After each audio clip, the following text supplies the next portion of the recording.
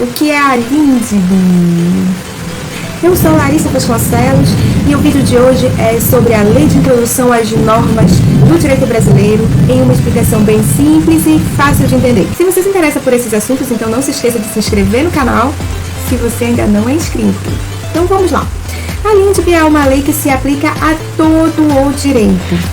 Ela regula a aplicação e a interpretação das próprias leis. Por isso se diz que a LINDB é uma norma de sobre-direito. Além disso, a LINDB garante a eficácia da ordem jurídica, pois é dela que nós extraímos uma frase extremamente importante para o direito, que é aquela que diz que ninguém se excusa de cumprir a lei, alegando que não a conhece. Ou seja, uma pessoa não pode dizer que não obedeceu a uma lei porque ela não sabia que essa lei existia. Não se admite a alegação de ignorância da lei. Mas, como você sabe, no direito existem exceções para tudo. Então existem situações em que se aceita a possibilidade de que alguém cometeu um equívoco. É o caso, por exemplo, do erro de proibição no direito penal, que é a hipótese em que o agente pensa que está atuando de forma lícita, mas, na verdade, está contrariando o ordenamento jurídico. No erro de proibição, há uma falsa percepção da realidade. Por razões culturais, o sujeito não tem a possibilidade de saber que ele está agindo errado, porque ele tem a convicção de que ele está agindo certo.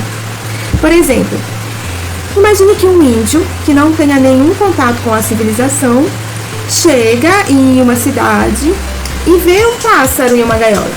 Ele olha para o pássaro na gaiola e tem certeza de que o pássaro devia estar solto. Então ele pensa que é um erro deixar o pássaro preso. E aí o índio vai lá e solta o pássaro. Nessa situação, houve uma falsa percepção da realidade, por razões culturais. E o índio não tinha como saber que ele estava fazendo algo proibido. Por isso, se chama erro de proibição. E aí pode ser afastada a culpabilidade. Mas eu não vou entrar muito nesse assunto porque é só um exemplo, só para você entender, tá bom? Vamos voltar para a LINDB. A LINDB também traz artigos sobre a vigência das leis. Ela diz que a lei nasce e permanece em vigor até a sua revogação. Temos o princípio da continuidade das leis, o que significa que a partir da sua vigência, a lei tem eficácia contínua até que outra a revogue ou a modifique. Mas também não podemos esquecer que no ordenamento jurídico podem existir normas temporárias. Logo, a conclusão é que se uma lei não tiver vigência temporária, isso quer dizer que a lei terá vigor até que outra lei a modifique ou a revogue. As leis orçamentárias, por exemplo, as leis que tratam do orçamento, elas não dependem de revogação por uma norma posterior, porque as leis orçamentárias são leis temporárias. Elas já são feitas para durar por um certo tempo. Além disso, existe a possibilidade da ultratividade da norma. A ultratividade da norma ocorre quando uma lei continua produzindo efeitos depois de revogada. É o caso, por exemplo, do rito sumário no processo civil, que, embora revogado, permanece válido para processos que já estavam em andamento. Ainda falando sobre a vigência das leis, é importante entender a diferença entre promulgação e publicação. Com a promulgação de uma lei, a norma passa a existir. A promulgação é um ato do chefe do Poder Executivo, que marca a existência da norma. Já a publicação é inserir a lei no Diário Oficial. A publicação no Diário Oficial é o que dá publicidade à lei, torna a lei de conhecimento público. A publicação da lei é uma condição de vigência. Para que uma lei seja vigente e possa ser aplicada, ela precisa ser conhecida.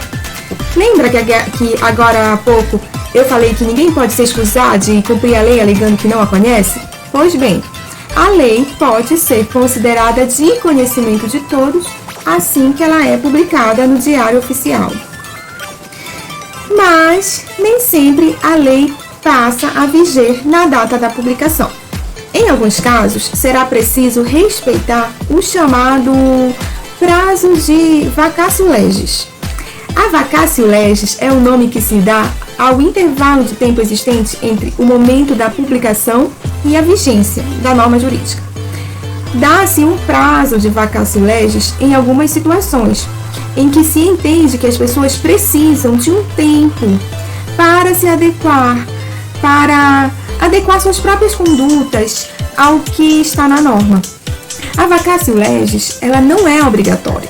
O legislador pode determinar um prazo específico de vacatio legis ou ele também pode determinar a ausência da vacatio legis, com a vigência imediata da lei. Tudo isso vai depender daquilo que a lei está tratando. Por exemplo, quando entrou em vigor o novo Código de Processo Civil, ele entrou em vigor após decorrido 1 ano da data da sua publicação. A vacatio legis foi de 1 ano, mas existem muitas leis que entram em vigor imediatamente, logo após terem sido publicadas. Ok, e se a lei não disser nada sobre o prazo de vacatio legis? No caso de omissão do legislador, aplicam-se os prazos do artigo 1º da LINDB, ou seja, 45 dias após a sua publicação, em todo o território nacional, e 3 meses nos estados estrangeiros, onde for admitida a sua aplicabilidade. Como você pode perceber, a LINDB é um conjunto de normas sobre as normas. O seu objetivo é o de orientar a aplicação das leis e dirimir controvérsias de aplicação, de interpretação. É uma norma que existe desde a era Vargas e já introduziu diversos códigos e leis ao nosso ordenamento jurídico. A LINDB estabelece os alicerces do nosso sistema jurídico e traz regras que abrangem todos os ramos do direito. Aproveito também para agradecer os comentários de quem me escreve para dizer que acompanha os meus vídeos. Eu me sinto honrada por estar na companhia de gente que, assim como eu, pensa que é fundamental entender o direito para poder realmente entender o mundo ao nosso redor e fazer de fato a diferença. Te desejo bons estudos para você realizar todos os seus sonhos. Até!